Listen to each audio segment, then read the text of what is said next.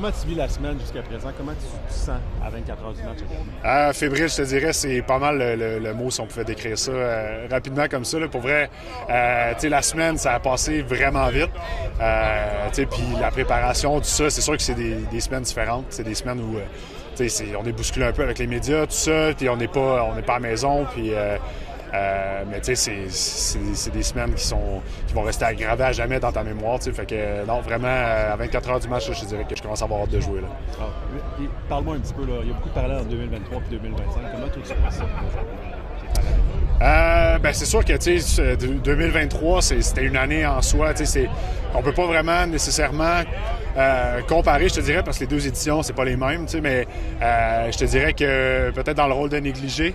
En 2023 non plus, on se souvient du fameux speech à Marc-Antoine, puis tout ça, ils n'ont jamais cru en nous, mais c'était ça pour vrai. Puis on a eu un mois d'août un petit peu plus difficile cette année, avec les 5 défaites de suite. Puis là, on était redevenu 9e au classement, tout ça, puis tout le monde pensait que c'était terminé, les Alouettes, tout ça, puis même encore, on est les négligés pour le match de demain. Fait que je te dirais que ça pourrait être ça la similarité, c'est que, encore une fois, on est les négligés, mais c'est juste une motivation supplémentaire. Parle-moi un petit peu des unités spéciales.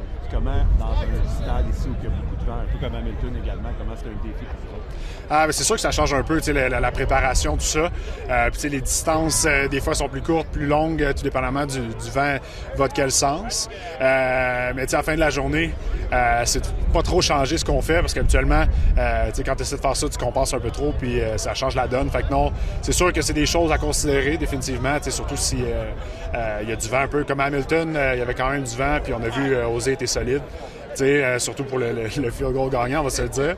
Fait que non, je te dirais, c'est de faire la même formule qui fonctionne depuis le début de la saison avec lui puis avec Joe Zima aussi. Même chose pour lui. C'est juste de vraiment de prendre ça en considération puis de certaines petites choses qu'on peut tweaker en bon français.